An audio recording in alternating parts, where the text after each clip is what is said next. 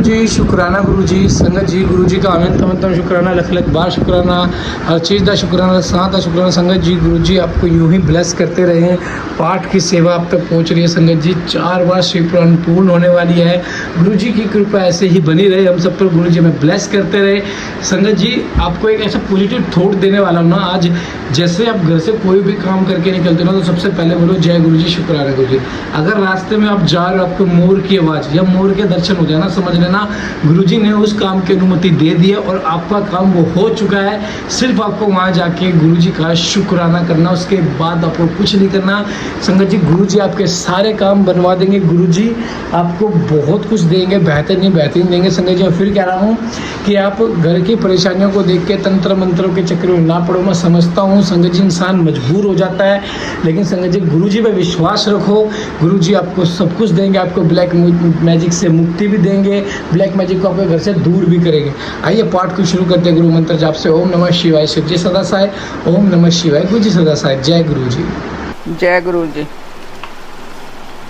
त्रिशूल, वज्र, परशु, बाण, खड़ग, पास, अंकुश और श्रेष्ठ आयुध पिनाक, ये महादेव तथा महादेवी के दिव्य आयुध शिव और शिवा की आज्ञा का नित्य सत्कार करते हुए सदा मेरी रक्षा करें। वृषभ रूपधारी देव और सुरभि के महाबली पुत्र हैं। वडानल से विहोड़ लगाते हैं। 5 गौतमाओं से गिरे रहते हैं। अपनी तपस्या के प्रभाव से परमेश्वर शिव अथवा परमेश्वरी शिवा के वाहन हुए हैं। उन दोनों की आज्ञा सिरोधार्य करके मेरी इच्छा पूर्ण करें। नंदा, सुनंदा, सुरभि, सुशीला और सुमना, ये 5 गौ माताएं सदा शिवलोक में निवास करती हैं। ये सब की सब नित्य शिवार्चन में लगी रहती हैं और शिव भक्ति प्रायणा हैं। अतः शिव तथा शिवा के आदेश से ही मेरी इच्छा की पूर्ति करें। अक्षत्रपाल महान तेजस्वी है। उनकी अंग कांति नील मेघ के समान है और मुख दाढ़ों के कारण विकराल जान पड़ता है। उनके लाल लाल होठ फड़कते रहते हैं, जिससे उनकी शोभा बढ़ जाती है। उनके सिर के बाल भी लाल और ऊपर को उठे हुए हैं। वे तेजस्वी हैं। उनकी भौहें तथा आंखें भी टेढ़ी ही हैं। वे लाल और गोलाकार 3 नेत्र धारण करते हैं। चंद्रमा और सर्प उनके आभूषण हैं। वे सदा नंगे ही रहते हैं तथा उनके हाथों में त्रिशूल, पास, खड़ग और कपाल उठे रहते हैं। वे भैरव हैं। भैरवों, सिद्धों तथा योगिनियों से घिरे रहते हैं। प्रत्येक नक्षत्र में उनकी स्थिति है। वे यहाँ सत्पुरुषों के रक्षक होकर रहते हैं। उनका मस्तक सदाशिव के चरणों में झुका रहता है। वे सदाशिव के सद्भाव से भावित हैं तथा शिव के शरणागत भक्तों की और पुत्रों की भांति विशेष रक्षा करते हैं। ऐसे प्रभावशाली क्षत्रपाल शिव और शिवा की आज्ञा का सत्कार करते हुए मुझे मंगल प्रदान करें। तालगंज में तालजंग आदि शिव के प्रथम आवरण में पूजित हुए हैं। वे चारों देवता शिव की आज्ञा का आदर करके मेरी रक्षा करें। जो भैरव आदि तथा दूसरे लोग शिव को सब ओर से घेर कर स्थित हैं, वे भी शिव के आदेश का गौरव मानकर मुझ पर अनुग्रह करें। नारद आदि देव पूजित दिव्य मुनि साध्या नागजल नौक निवासी देवता विशेष अधिकार संपन्न महल और लोक निवासी सप्तऋषि तथा अन्य वैमानी कनगन निकगण सदाशिव की अर्चना में तत्पर रहते हैं। वे सब शिव की आज्ञा के अधीन हैं। अतः शिवा और शिव की आज्ञा से मुझे मनोवांछित वस्तु प्रदान करें। गंधर्वों से लेकर पिशाच पर्यंत जो 4 देव योनियाँ हैं, जो सिद्ध विद्याधर, अन्य आकाशचारी, असुर, राक्षस, पातालवासी, अनंत आदि, नागराज, गरुड़ आदि दिव्य पक्षी, कुसुमांड, प्रेत, बेताल, ग्रह, भूतगण, डाकनियाँ, योगिनियाँ, शाकनियाँ तथा वैसी स्त्रियाँ, अक्षेत्र, आराम गृह आदि, तीर्थ, देव मंदिर, द्वीप समूह, नदियाँ, नद, सरोवर, सुमेरु आदि पर्वत, सब और फैले हुए वन, पशु, पक्षी, वृक्ष, कृमि, कीट आदि मृग, समस्त भुवन भुवनेश्वर आवरणों सहित ब्रह्मांड, 12 मास, 10 दिग्गज, वर्ण, पद, मंत्र, तत्व, अनेक अधिपति, ब्रह्मांड धारक, रुद्र, अन्य रुद्र और उनकी शक्तियाँ तथा इस जगत में जो कुछ भी देखा है, सुना और अनुमान किया हुआ है, ये सब के शिव, शिवा और शिव की आज्ञा से मेरा मनोरथ पूर्ण करें।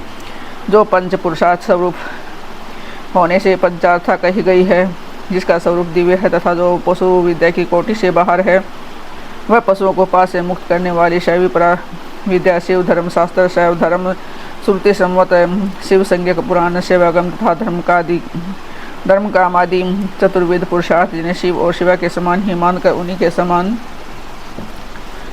पूजा दी गई है, उन्हीं दोनों की आज्ञा लेकर मेरे अभीष्ट की सिद्धि के लिए इस कर्म का अनुमोदन करें। इसे सफल और सर्वसंपन्न घोषित करें। सवेद से लेकर नकुली पर्यंत शिष्य सहित आचार्यगण, इनकी संतान परंपरा में उत्पन्न गुरुजन, विशेषतः मेरे गुरु स्वयं महेश्वर, जो ज्ञान और कर्म में तत्पर रहने वाले हैं, मेरे इस कर्म को सफल और सुसंपन्न माने। लौकिक ब्राह्मण, क्षत्रिय, वैश्य, वेदांगणों के तत्वज्ञ विद्वान, सर्वशास्त्र कुशल, सांख्य वेता, वैशेषिक, योग शास्त्र के आचार्य, न्यायिक, सूर्योपासक, ब्रह्मोपासक, शैव, वैष्णव तथा अन्य सब शिष्ट और विशिष्ट पुरुष शिव की आज्ञा के अधीन हो मेरे इस कर्म को अभिष्ट साधक माने। सिद्धांत मार्गी शैव, पाशुपत शैव, महाव्रतधारी शैव तथा अन्य कापालिक शैव, ये सब के सब शिव की आज्ञा के पालक तथा मेरे भी पूज्य हैं। अतः शिव की आज्ञा से इन सब का मुझ पर अनुग्रह हो, वे इस कार्य को सफल घोषित करे। जो दक्षिणाचार्य के ज्ञान में परिनिष्ठ तथा दक्षिणाचार्य के उत्कृष्ट मार्ग पर चलने वाले हैं, वे परस्पर विरोध न रखते हुए मंत्र का जप करें और मेरे कल्याण कामी हो। नास्तिक, सठ, कतघन, तामस, पाखंडी और अति पापी प्राणी मुझसे दूर ही रहें।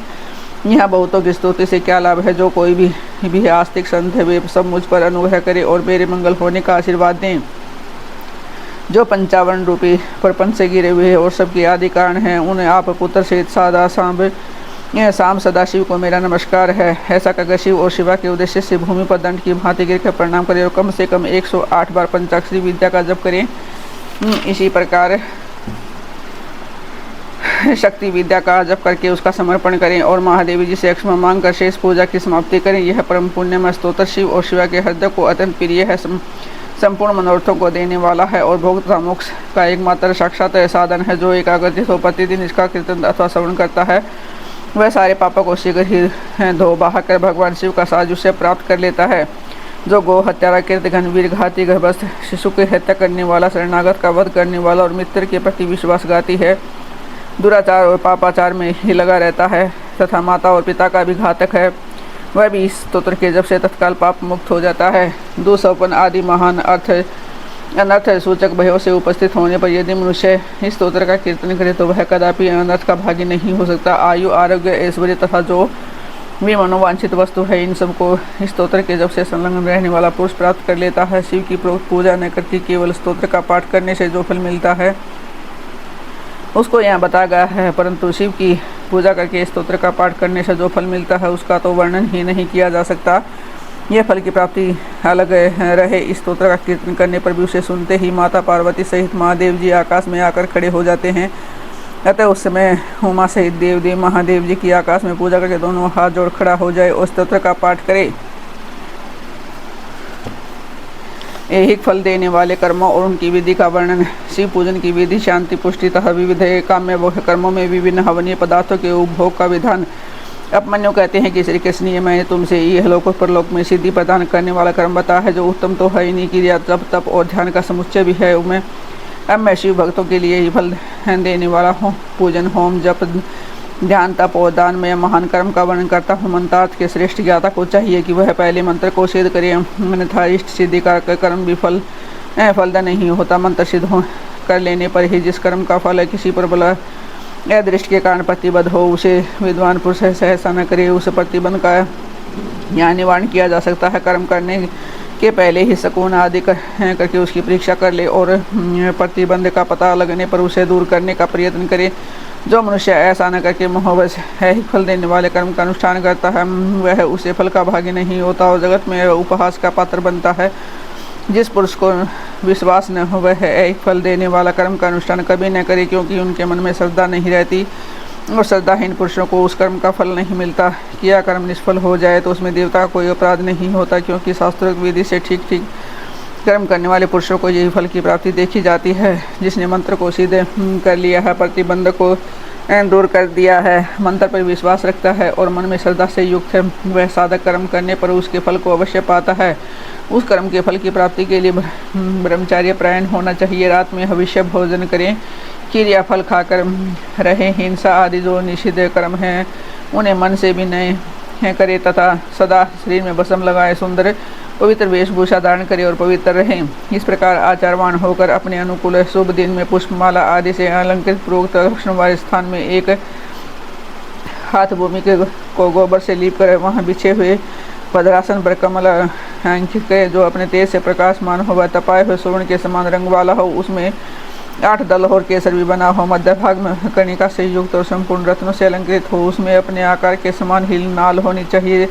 वैसे स्वर्ण निर्मित कमल पर सम्यक विधि से मन ही मन अणिमा आदि सब सिद्धियों की भावना करे, फिर उस पर रतन का, सोने का तथा सप्टिक मणि का उत्तम लक्षणों से युक्त वेदी सहित शिवलिंग स्थापित करके उसमें विधि पूर्वक पार्षदों सहित अविनाशी शाम सदाशिव का आवाहन और पूजन करें। फिर वहाँ साकार भगवान महेश्वर की भावनामयी मूर्ति का निर्माण करें, जिसमें 4 भुजाएं और 4 मुखों व सब आभूषणों से विभूषित हो। उसे व्याघ्रचर्म पहनाया गया हो, उसके मुख पर कुछ कुछ रहस्य की छटा छा रही हो। उसने अपने 2 हाथों में वज्र और अभय की मुद्रा धारण की हो और शेष 2 हाथों में मृग मुद्रा और टंक ले रखे हों, अथवा उपासक की रुचि के अनुसार अष्टभुजा मूर्ति की भावना करनी चाहिए। उस दिशा में वह मूर्ति अपने दाहिने 4 हाथों में त्रिशूल, परशु, खड्ग और वज्र लिए हो, और बाएं 4 हाथों में पास, अंकुश, खेट और नाग धारण करती हो। उनकी अंग कांति प्रातःकाल के सूर्य की भांति लाल हो और वह अपने प्रत्येक मुख में 3-3 नेत्र धारण करती है। उस मूर्ति का पूर्ववर्ती मुख सौम्य तथा अपनी आकृति के अनुरूप ही कांतिमान है। दक्षिणवर्ती मुख नील मेघ के समान श्याम और देखने में भयंकर है। उत्तरवर्ती मुख मूंग के समान लाल है और सिर की नीली हल्के उसकी शोभा बढ़ाती है। पश्चिमवर्ती मुख पूर्ण चंद्रमा के समान उज्ज्वल सौम्य तथा चंद्रकलाधारी है। इस मूर्ति के अंक में पराशक्ति माहेश्वरी शिवा आरूढ़ है।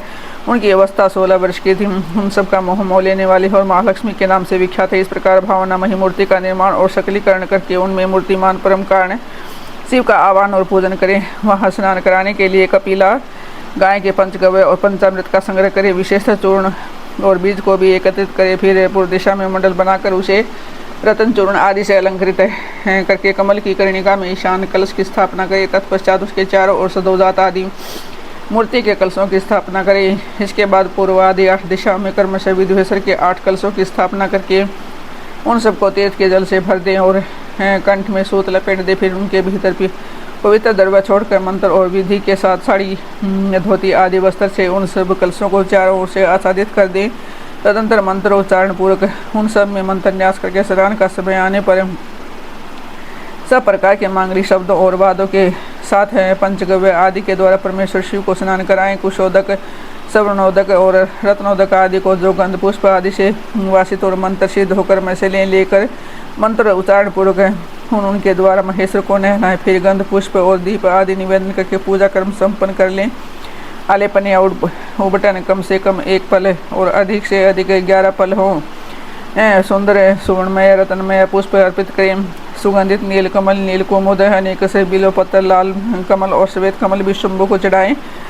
काला गुरु के धूप को कपूर, घी और गुगुल के से मुख युक्त करके निवेदन करें। कपिला गाय के घी से युक्त दीपक में कपूर की बत्ती बनाकर रखें और उसे जलाकर देवता के सम्मुख दिखाएं। ईशान आदि 5 ब्रह्म की 6 अंगों की और 5 आवरणों की पूजा करनी चाहिए। दूध में तैयार किया हुआ पदार्थ नैवेद्य के रूप में निवेदनीय है। गुड़ और घी से युक्त महाजरू का भी भोग लगाना चाहिए। पाटल, उत्पल और कमल आदि से सुवासित जल पीने के लिए देना चाहिए। 5 प्रकार की सुगंधों से युक्त अच्छी तरह लगाया हुआ तांबुल मुख शुद्धि के लिए अर्पित करना चाहिए। सुवर्ण रत्नों से बने हुए आभूषण, नाना प्रकार के रंग वाले नूतन महीन वस्त्र जो दर्शनीय हो इस देव को देने चाहिए। उस समय गीतवाद और कीर्तन आदि भी करने चाहिए। मूल मंत्र का 1 लाख जप करना चाहिए। पूजा कम से कम 1 बार नहीं तो 2 या 3 बार करनी चाहिए, क्योंकि अधिक का अधिक फल होता है। होम सामग्री के लिए जितने द्रव्य हों उनमें प्रत्येक द्रव्य की कम से कम 10 और अधिक से अधिक 100 आहुतियाँ देनी चाहिए। मारण और उच्चाटन आदि में शिव के घोर रूप का चिंतन करना चाहिए। शांति कर्म या पौष्टिक कर्म करते समय शिवलिंग में, शिवाग्नि में तथा अन्य प्रतिमाओं में शिव के सौम्य रूप का दर्शन करना चाहिए। मारण आदि कर्मों में लोहे के बने हुए शत्रु के और शत्रुआ का उपयोग करना चाहिए। अन्य शांति आदि कर्मों में शत्रु को शत्रुआ बनवाने चाहिए। मृत्यु पर विजय पाने के लिए घी दूध में मिलाए हुए दुर्वा से, मधु से, धृत युक्त चरु से अथवा केवल दूध से ही हवन करना चाहिए। तथा रोगों की शांति के लिए तिलों की आहुति देनी चाहिए। समृद्धि की इच्छा रखने वाला पुरुष महान दारिद्र्य की शांति के लिए घी, दूध अथवा केवल कमल के फूलों से होम करे।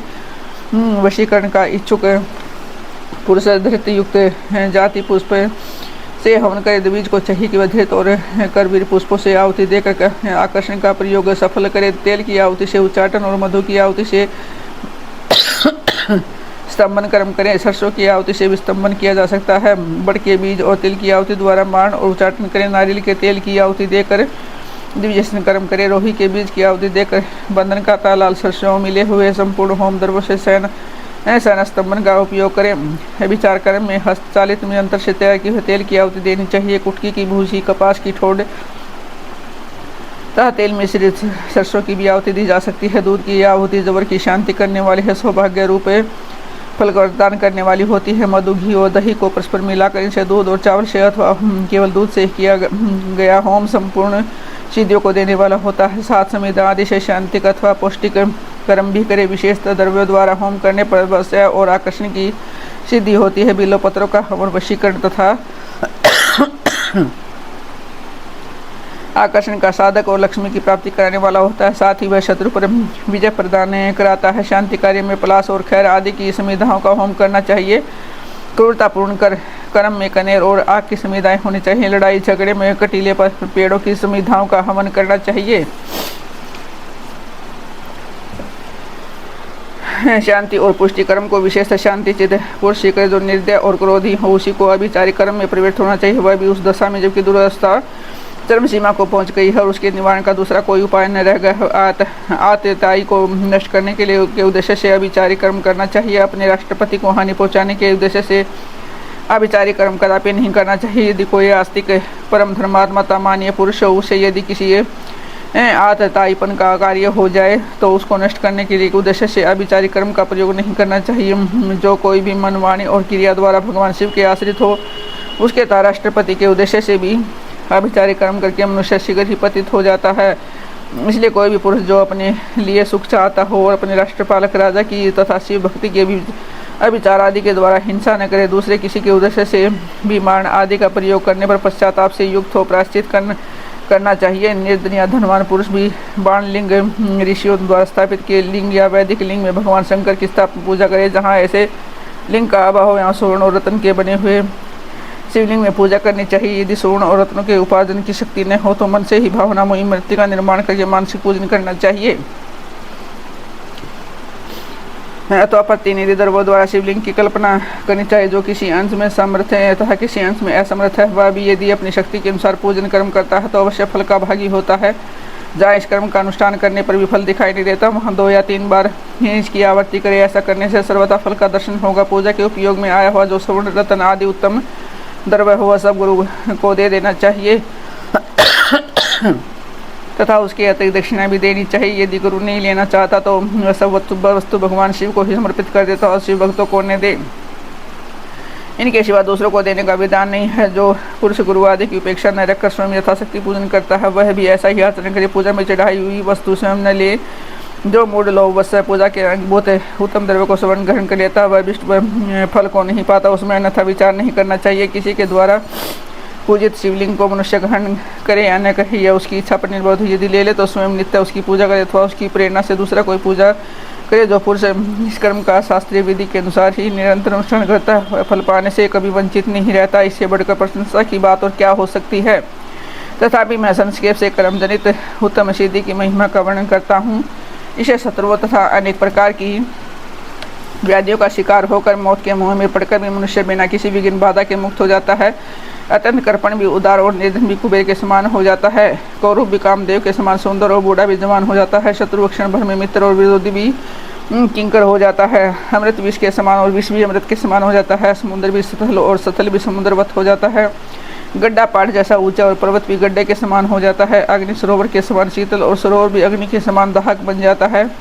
उद्यान जंगल और जंगल उद्यान हो जाता है। अक्षुदर मृग सिंह के समान शौर्यशील है तथा और सिंह भी क्रीड़ा मृग के समान आज्ञापालक हो जाता है। स्त्रियां अभिसारिका बन जाती हैं, अधिक प्रेम करने लगती हैं और लक्ष्मी स्थिर हो जाती है। वाणी इच्छा अनुसार दासी बन जाती है और कीर्ति गणिका के समान है सर्वत्रगामिनी हो जाती है। बुद्धि स्वेच्छा अनुसार विचरने वाली और मन हीरे को छेदने वाले सुई के समान सूक्ष्म हो जाता है। शक्ति आंधी के समान प्रबल हो जाती है। बल मत गजराज के समान पराक्रमशाली होता है। शत्रु पक्ष के उद्योग और कार्य स्तंभ हो जाते हैं तथा शत्रु के समझते सुहृद गण उनके लिए शत्रु पक्ष के समान हो जाते हैं। शत्रु बंधु बांधव सहित जीते जी मुर्दे के समान हो जाते हैं और सिद्ध पुरुष आपत्ति में पड़कर भी अरिष्ट रहित हो जाता है और अमृतों का प्राप्त कर लेता है। उसका खाया हुआ अपथ्य भी उसके लिए सदा रसायन का काम देता है। निरंतर रति का सेवन करने पर वह नया शाही बना रहता है। भविष्य आदि की सारी बातें उसे हाथ पर रखे हुए आंवले के समान प्रत्यक्ष दिखाई देती हैं। अणिमा आदि सिद्धियाँ भी इच्छा करते ही फल देने लगती हैं।